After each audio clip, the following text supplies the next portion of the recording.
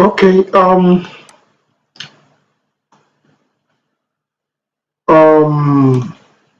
Good day, class. Today we are going to be talking about the abdominal wall and the planes. Uh, let's start with the locations of the abdomen. Well, the lower half of the trunk below the diaphragm is where we have the abdomen. Okay, so the lower half below the diaphragm, which of course is divided into two parts: the abdominal proper, which is from the diaphragm down to the pelvic brim, also known as the pelvic inlet. Then we have the pelvis, which is below the pelvic brim. Okay, so you can see that the pelvis and the abdominal are proper. Now, there are boundaries in the abdomen. Okay, we have the roof, which of course is formed by the diaphragm, and we have the posterior part, which is formed by the lumbar vertebral and of course the muscles of the posterior abdominal wall. Then we have the inferior boundary, which is actually there's really no boundary here because we know that it is actually continuous with the pelvic cavity and the superior pelvic aperture. Then anteriorly and laterally, because it's anterolateral, so we have the anterior abdominal wall and the muscles. Now the abdomen is divided into four quadrants, okay, equal quadrants: the right upper quadrant, the left upper quadrant, the right lower quadrant, and the left lower uh, quadrant. Now then we have planes. Okay, we have different planes used for descriptive purposes when talking about areas in the abdomen. For example, we have the transpyloric plane, also known as the Addison plane.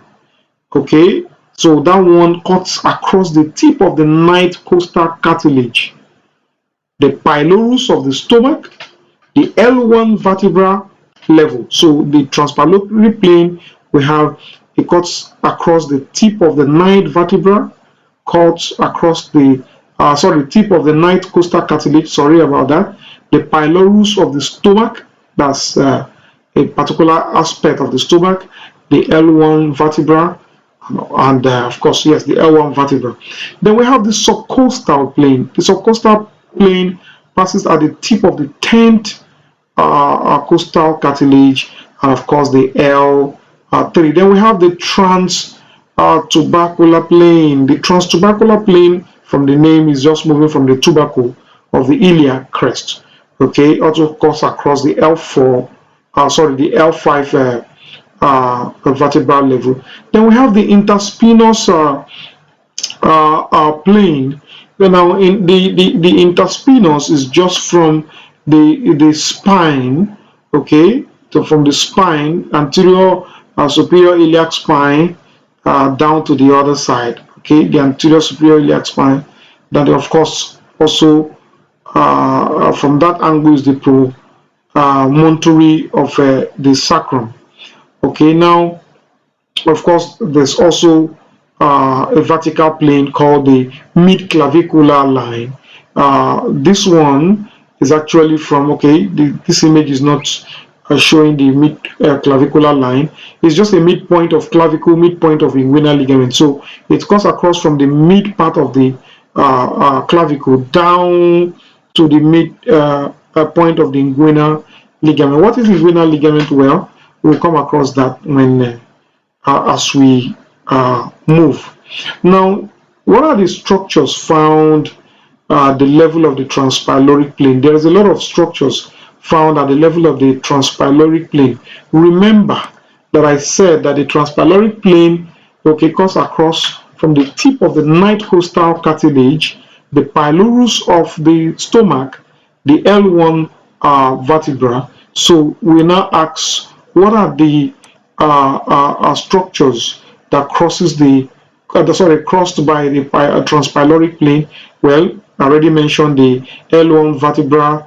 I've also mentioned the the pylorus of the stomach. Then one I didn't mention is the pancreatic neck of the pancreas, the duodenojejunal flexure, okay, the fundus of the gallbladder, the ninth costal cartilage, which I've mentioned before, the hillar of kidney, and if I remember correctly, the origin of the portal vein, and of course, also cutting across that is the transverse mesocolon, the second part of the duodenum, the superior mesenteric artery origin, hilum of the spine, and um,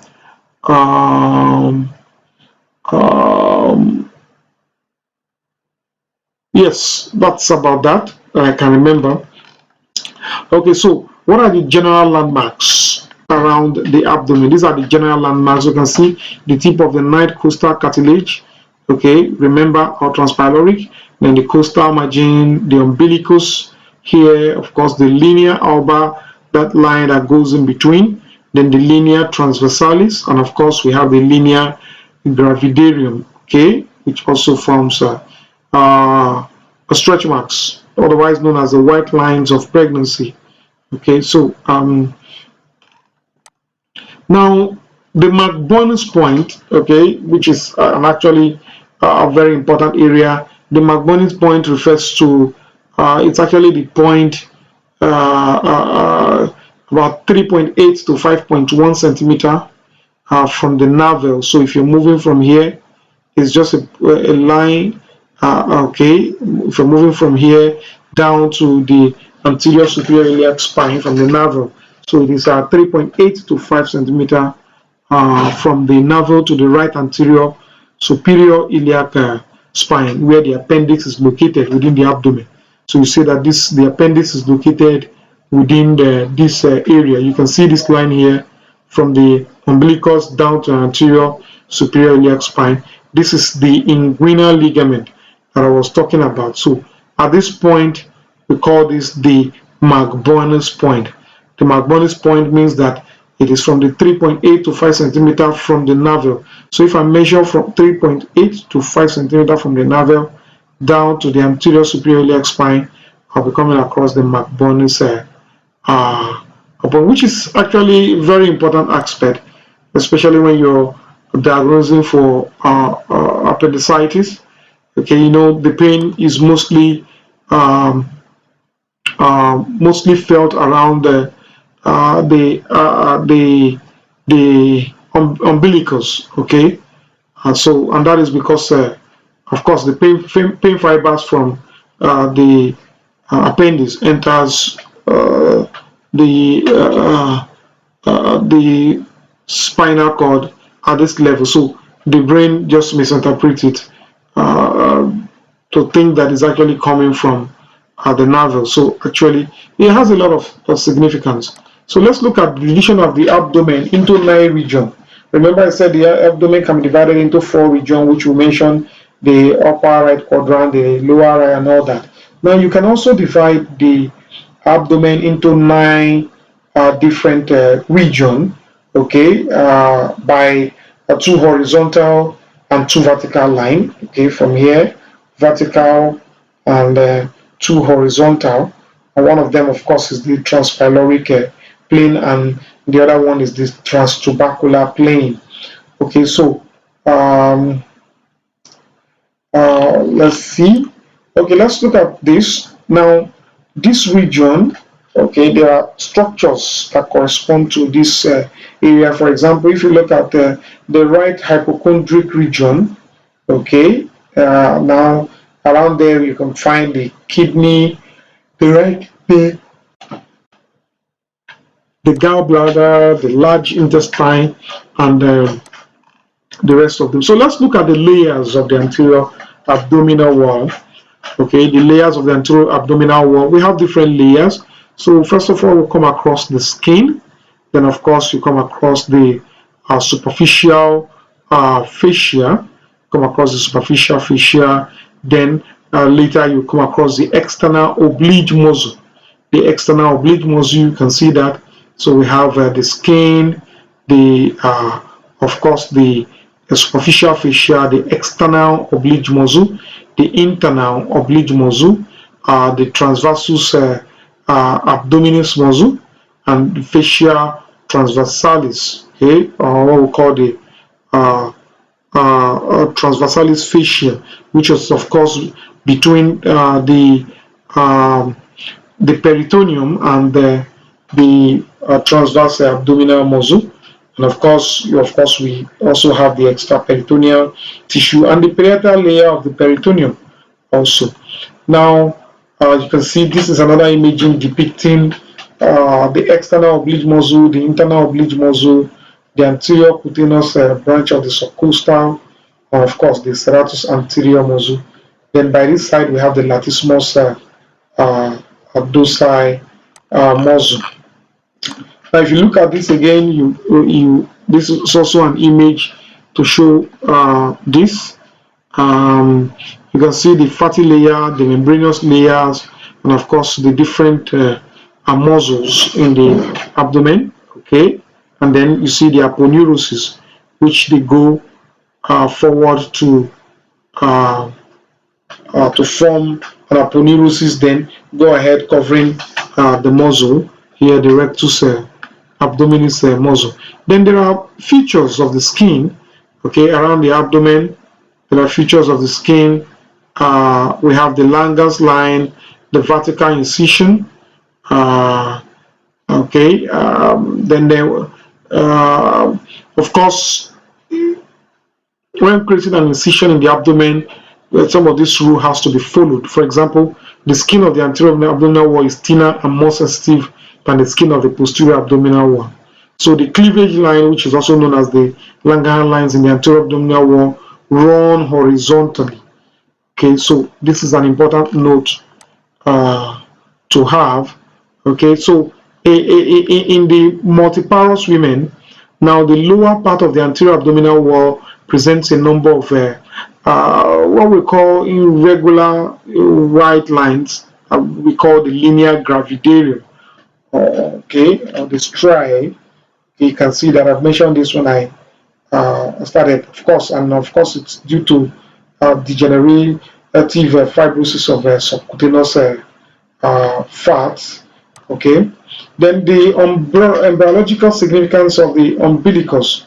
Okay, this is the umbilicus here, and then it is actually a meeting point of four folds of embryonic plate. For example, the two lateral folds, the head fold, and of course the tail fold. They end up meeting here. You can see the ligamentum teres, which is of course a remnant of the left umbilical vein.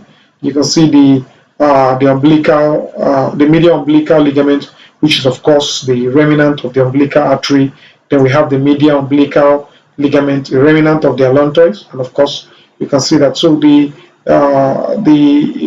umbilicus is actually a meeting point of four embryonic plates. Then when you look at the umbilicus, still on the umbilicus, you can see there are different types of umbilicus, and of course we know that it's actually made up of a cicatricial tissue. If you look further, and of course this represents the attachment of fetal end of the umbilical cord, as we know. Now in adult, it lies at the level of the intervertebral discs between the L3 and L4, while in newborn it is slightly at the lower level due to poorly developed pelvic region. Of course, you know that newborns always have a different morphology of uh, the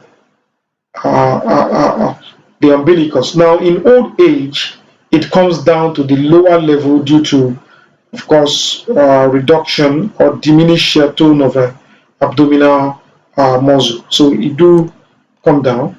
Okay. Now, what is the anatomical significance of the umbilicus? Well, the level of the umbilicus serves as a watershed line, okay, for of course lymphatic and venous drainage. So it serves as a shed line, and also the venous blood, as you can see that like a shed line, all right, okay, for venous and lymphatic drainage. Now, the truth of the matter is the venous blood and lymph flow upward above the level of the umbilicus and downward below the level of the umbilicus. Now, the umbilicus also indicates the level of the T10 dermaton, that is skin around the umbilicus, is actually supplied by the 10th spinal segment. Remember what I said the other time. So it is one of the important sites for to carve anastomosis, of course. So let's look at cutaneous nerve and arterial supply and venous drainage. Of this, you can see the axillary vein drain. Like I said, the umbilicus is like a watershed. Okay, when we have the lateral thoracic vein, the superficial epigastric vein, and the rest. And of course, you can see the arteries too, the internal thoracic artery, giving a branch here, also known as the musculophrenic artery. Then we have the superior epigastric artery, which is actually from the internal thoracic artery. Then we have the posterior intercostal artery, which are mainly arteries from end arteries from the back. Then we have the inferior epigastric artery, and of course we have the superficial epigastric artery, the superficial external pudendal, deep circumflex iliac, and of course superficial circumflex iliac artery. Now, what about subcutaneous venous collateral circulation? Actually, there's something called the caput medusae. Caput medusae, as you see here, is actually the name. Is actually a name given for a cluster of swollen, or what you call dilated veins that usually appear around the belly button. And what happens is that the veins branch out from a central point like this, and they are mostly not, they are painless actually. But just because they are painless does not mean they don't represent, they represent well. Actually, it's there are symptoms of circulatory problems that are often, most times, related to the liver. Yeah, related to the liver. Okay, so let's look at the superficial fissure. Now, the superficial fissure, like I've mentioned, okay, the superficial fissure is a soft and movable layer of the skin that helps out, and then above the level of the line joining the two anterior superior iliac spine, which is above the two lines joining them, the superficial fissure actually consists of a single layer. Okay, but this line actually has two layers. We have the superficial fatty layer, also known as the campus fissure. You can see we have this layer here. Okay, we have different types. So this is the skin, this is the superficial fatty layer. Now we have the a superficial fatty layer, also called the campus fissure. Then we have a deep membranous part called the scampus fissure. I want you to take note of this. Now let's talk about the campus fissure. Remember, the campus fissure is what? It's just a superficial layer of the superficial layer. Okay, then we have a deeper one, also known as the scampus fissure. So talking about the campus fissure, actually from what I wrote here, it's variably a fatty area, and it's different in male and in female. What happens is different.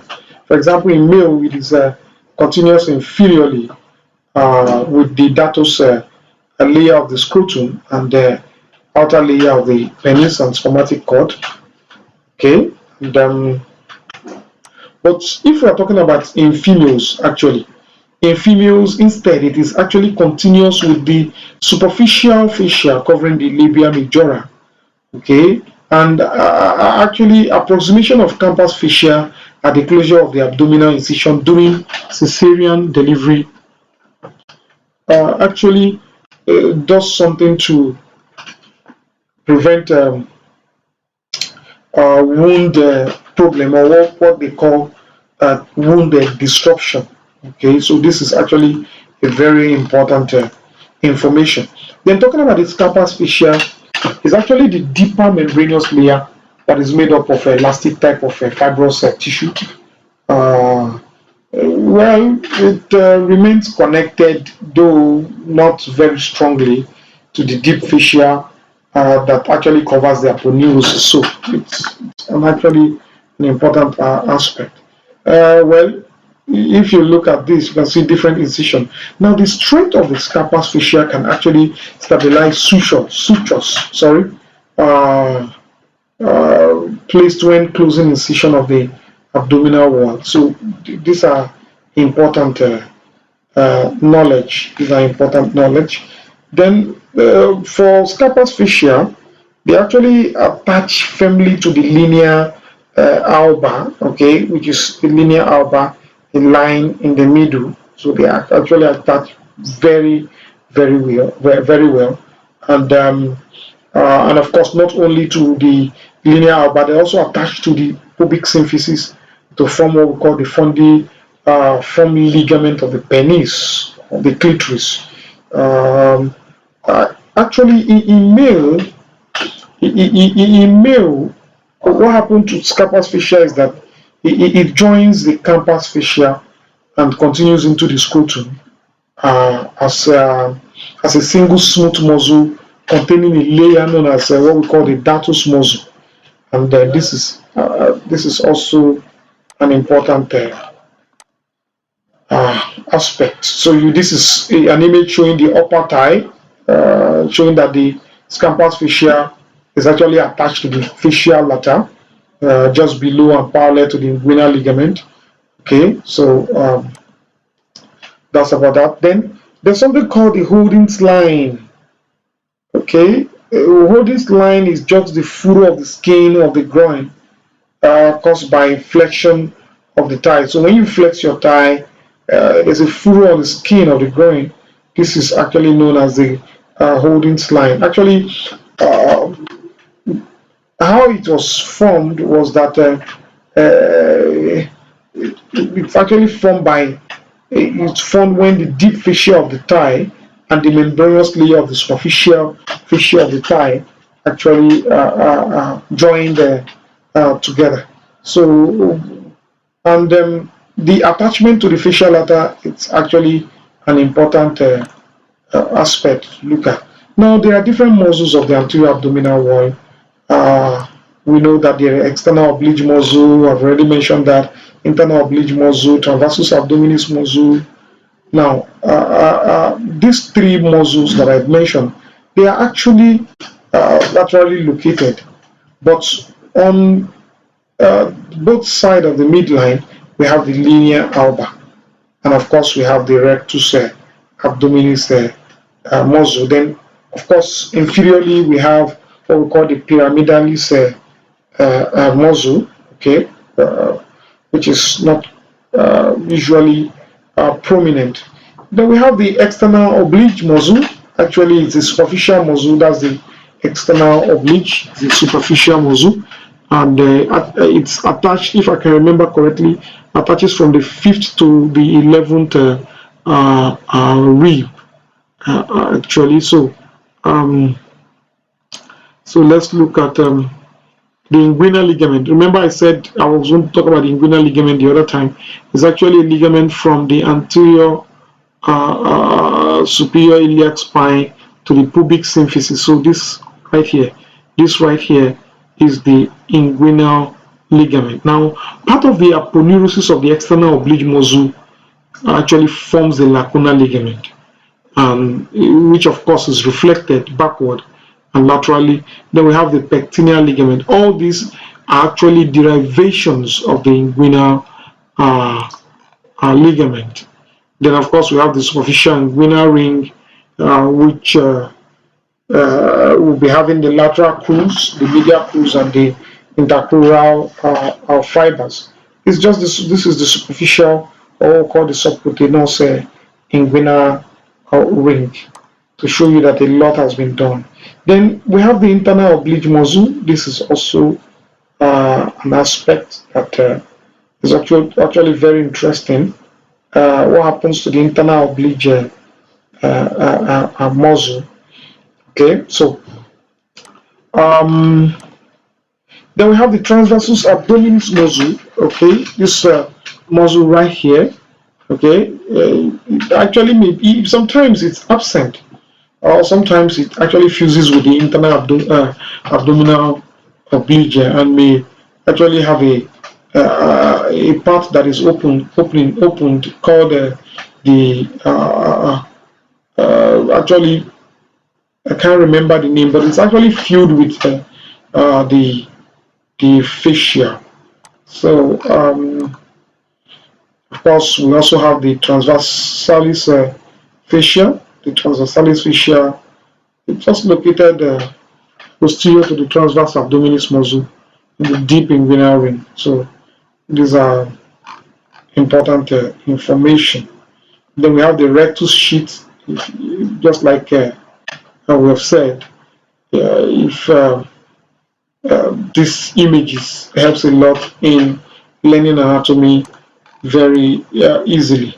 Then, of course, you are aware of the vertical muscles, which is the rectus abdominis muscle, which, of course, proximally is attached to the xiphoid process and costal cartilage of the fifth to seventh rib. But distally, we have to look at it. If we look at the proximally, then we also have to look at it distally. And that is the fact that it attaches via actually a tendon that is within the pubic symphysis. So this is an important information. Then, and of course, we know that this muscle, the transverse abdominis muscle, is actually separated in the midline. Okay, they are separated in the midline above the umbilicus by the linea alba. Okay, then, well, of course, what are the functions of the anterior abdominal wall? For support, protection, during coughing, sneezing, vomiting, a lot of things. It actually helps. So I'm going to be giving an assignment, and that assignment is going to be called inguinal canal and the hyoneers. So you have to provide this, and then we talk later.